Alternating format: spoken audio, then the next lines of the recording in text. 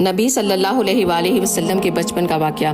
ایک دفعہ مکہ میں بارش نہیں ہو رہی تھی تو وہاں کے قبیلے والوں نے یہ فیصلہ کیا کہ ہم سب ایک برتن میں خون سے ہاتھ ڈبو کر خانہ کعبہ کے پاس جائیں گے اور کعبہ کو پکڑ کر دعا مانگیں گے کہ بارش ہو جائے۔ تب ہمارے نبی کی عمر صرف 9 برس کی تھی۔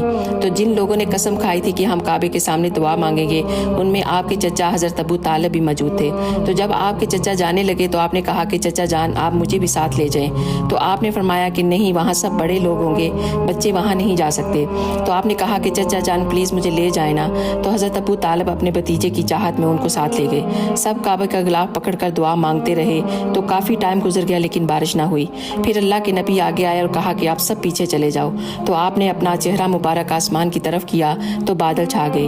پھر آپ نے تھوڑا سا چہرہ اپنا اور پردہ اٹھایا تو بارش شروع ہو گئی اور مکہ کے سب لوگ یا محمد کہتے ہوئے اپنے گھروں میں جانے لگے۔ سبحان اللہ۔ اگر ویڈیو اچھی لگی ہے تو ایک دفعہ